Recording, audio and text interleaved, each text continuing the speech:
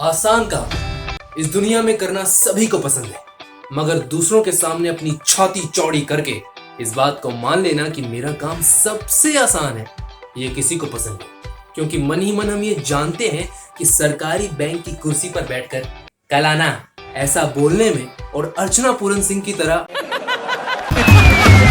ऐसा हंसने में जोर तो लगता ही है। कुछ इसी तरह से लोगों की मेमोरी में परसों से बरसों से एक पुराने डेटा वाली चिप लगी हुई है जो पूरा दिन जंग खा खा कर फैल चुकी है।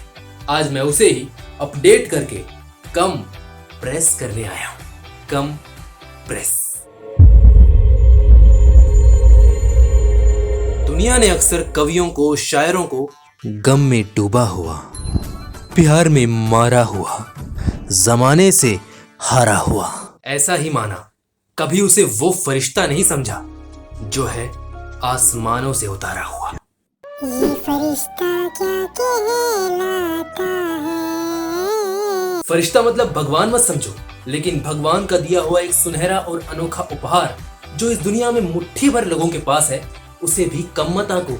क्योंकि अपने मन की गहराइयों के साथ साथ दूसरे की मन की भावनाओं को अपने सीने से लगाकर, उनके जज्बातों को महसूस करके अंदर ही अंदर टूटने का, बिखरने का, आंसुओं की धाराओं को शब्द रूप देकर कोरे कागज पर अपने विचारों को उतारने का हुनर ईश्वर के साक्षात मौजूद होने के एहसास से कम नहीं है। मैं आपको अपना एक छोटा सा किस्सा बताता हूँ। टू स्टेट्स मूवी का एक बड़ा खूबसूरत सा गाना है, मन मस्त मगन बस तेरा नाम दोहराए।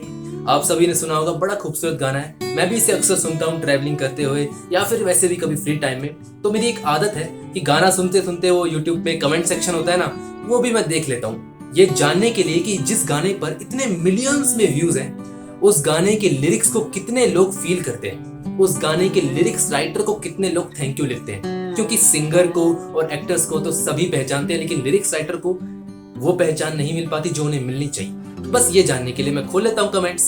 तो मैंने जब कमेंट खोला तो ऊपर ही ऊपर एक कमेंट आया जिसे बहुत सारे लोगों ने लाइक किया हुआ था, यानी कि वो कमेंट लोगों को पसंद आया था। और वो कमेंट में ये लिखा था कि I can't right a simple poem, how can they right such a beautiful song, what a blessing.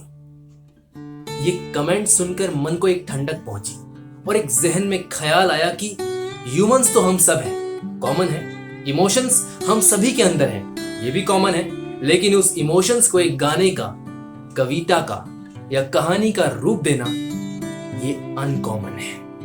तभी शायद नीरज जी ने अपनी इन पंक्तियों में कहा है कि आत्मा के सौंदर्य का शब्द रूप है काव्य, आत्मा के सौंदर्य का शब्द रूप है काव्य, मानव होना भाग्य है, कवि होना सौभाग्य है।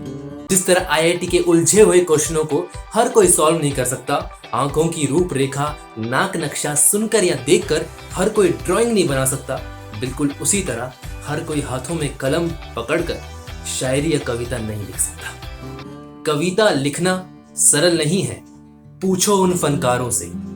कविता लिखना सरल नहीं है, पूछो उन फनकारों से, वो सब लोहा काट रहे हैं कागज की तलवारों से।